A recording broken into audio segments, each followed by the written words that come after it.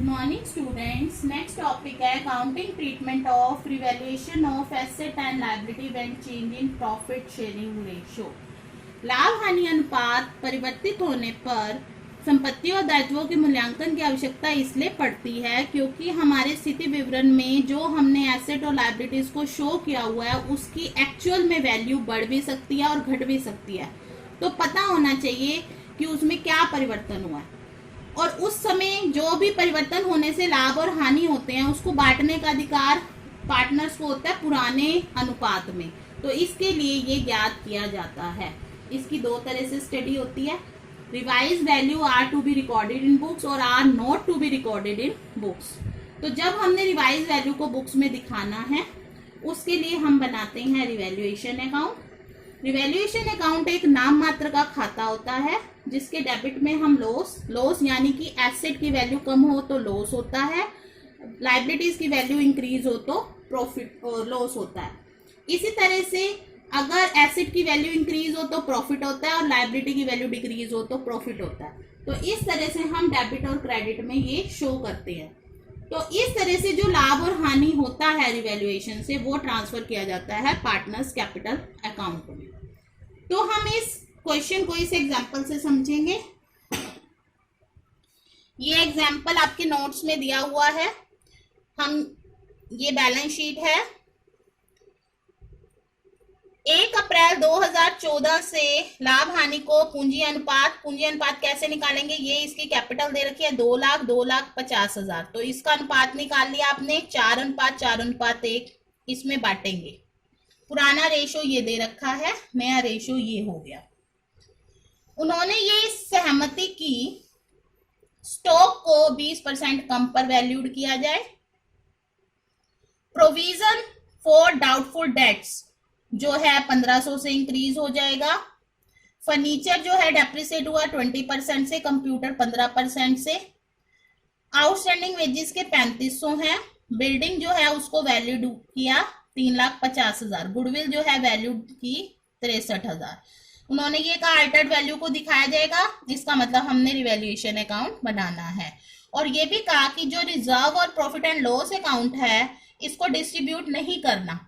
अगर डिस्ट्रीब्यूट करना हो तो ओल्ड रेशियो में डिस्ट्रीब्यूट हो जाता है। एंट्री होती है reserve account debit to B's capital to C's capital to D's capital in old ratio.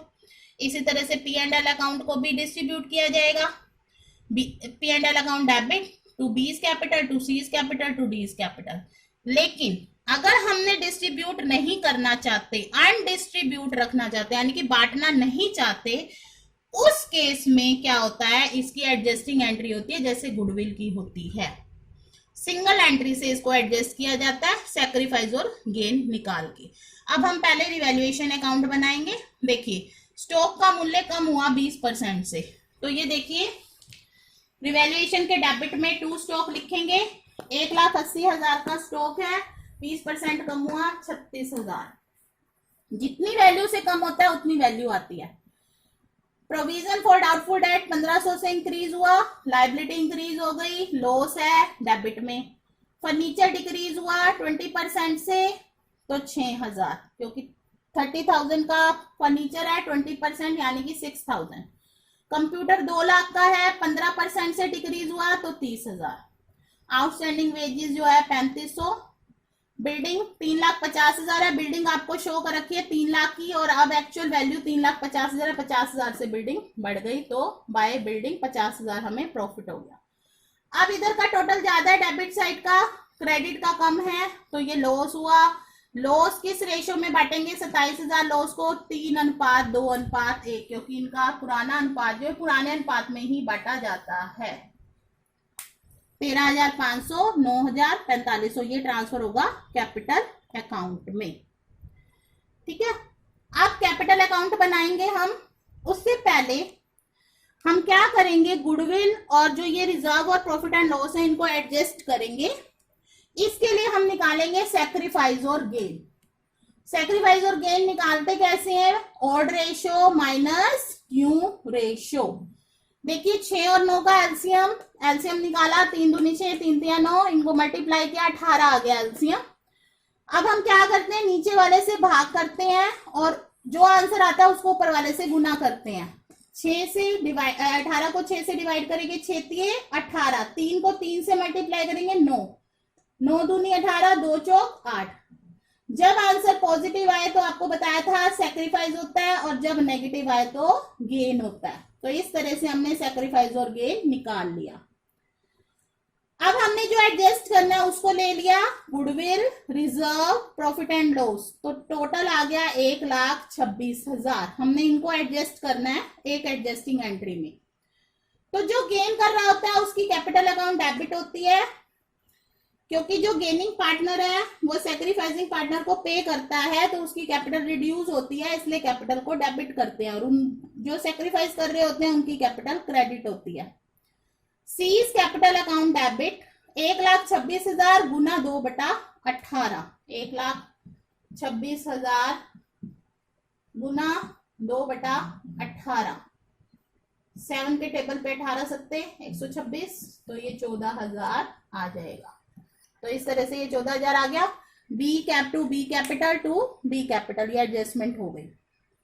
अब देखिए, अब हम कैपिटल अकाउंट बनाएंगे। सबसे पहले कैपिटल के बैलेंस लिखेंगे, बाय बैलेंस बीडी। उसके बाद ये रिवैल्यूएशन का जो है लॉस ट्रांसफर होगा।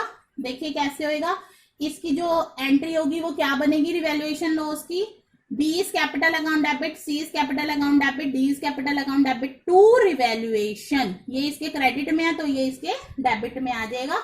टू रिवैल्यूएशन अकाउंट, बी में 13,500, सी में 9,000, डी में 4500। अब इसकी देखो क्या एडजस्टमेंट करनी है, ये सबसे इंपॉर्टेंट है आपको समझने के लिए। देखिए, सी का कैपिटल अकाउंट डेबिट हो रहा है, तो सी के डेबिट में हमने 14,000 लिखनी है। डेबिट ये साइड है, सी के डेबिट में हमने 14,000 लिखनी है। लेकिन हम क्या लिखते हैं, उसके अपोजिट के लिखते हैं, to B is capital account, to D is capital account.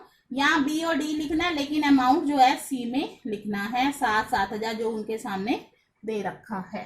ठीक है, अब इनके कैपिटल अकाउंट में क्रेडिट हो रहा है, इनके कैपिटल अकाउंट में क्रेडिट हो रहा है 7,000, लेकिन यहाँ क्या लिखेंगे, इनसे अपोजिट क्या है, सी, दोनों से अपोजिट है सी, तो यहाँ लिखेंगे बाय सीज कैपिटल अकाउंट, और अमाउंट लिखेंगे बी में और डी में। अमाउंट बी और डी में लिखा जाएगा, यहाँ सी कैपिटल लिखा जाएगा, यहाँ बी और डी लिखा जाएगा, अमाउंट किस में लिखा जाएगा, सी में।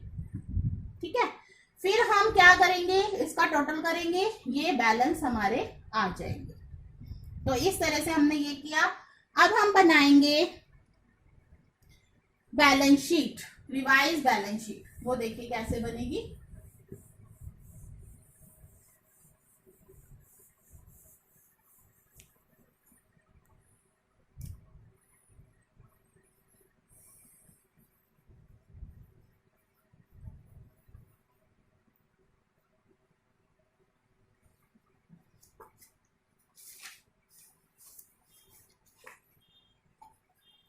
एक 4 14,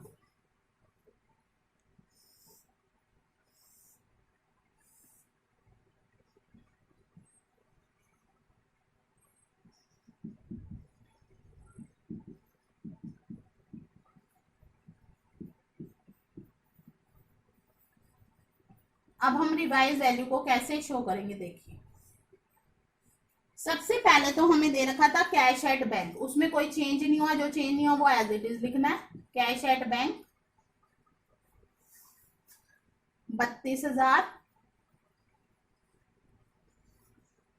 डेटर्स मैं शॉर्ट फॉर्म में लिख रही हूँ, 60,000 के डेटर्स हैं। इसमें जो प्रोविजन है 2,000 ऑलरेडी था, 1,500 से बढ़ गया तो अब हो गया 3,500, तो अब हम यहाँ पर 3,500 घटाएंगे, ये आ जाएगा 56,500। इसके बाद स्टॉक की वैल्यू आपने कम की है 36,000 से, तो 1,80,000 में से 36,000 घटा के लिखेंगे 1,44,000। फर्नीचर की वैल्यू भी कम हुई है, 30,000 का फर्नीचर था, 6,000 घटा दिया आपने, 24,000, अब 24,000 लिखेंगे। कंप्यूटर की वैल्यू भी कम की, पहले 2 लाख का कंप्यूटर थे, और अब 15% आपने घटा दिया, यानी कि 30,000 घटा दिया, तो यहां आ जाएगा 1,70,000। बिल्डिंग जो थी 3 लाख की थी, लेकिन अब बढ़ गई है बिल्डिंग, वैल्यू बढ़ गई है उसकी, 3,50,000 होगी, तो अब आप यहाँ शो करेंगे 3,50,000। ठीक है। इसी तरह से यहाँ क्रेडिटर्स हैं, क्रेडिटर एज इट इज आएंगे, 80,000 के थे तो 80,000 ही लिखेंगे, क्योंकि जिनकी वैल्यू चेंज होती है ना सिर्फ वही शो करते हैं।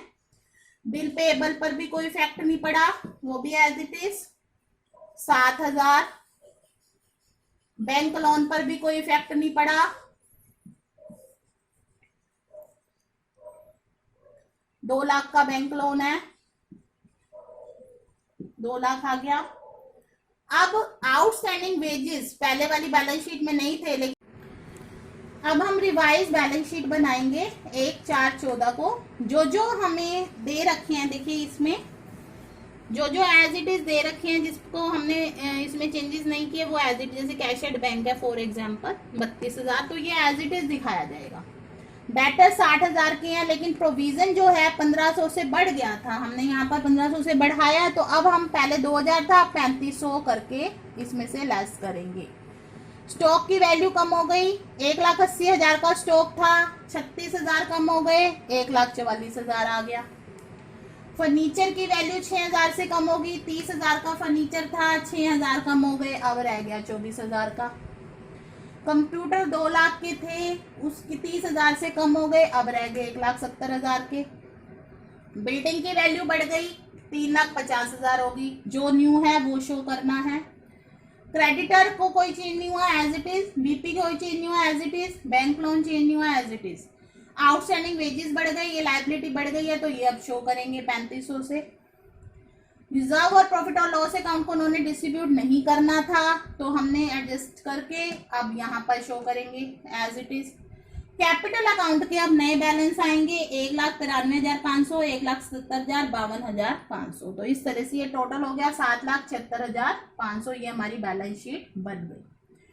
अब अगर जनरल एंट्री पूछी जाए, तो एक तो ये एडजस्ट करने की जनरल एंट्री है जो मैंने आपको बताई, C's capital account debit to B's capital to D's capital.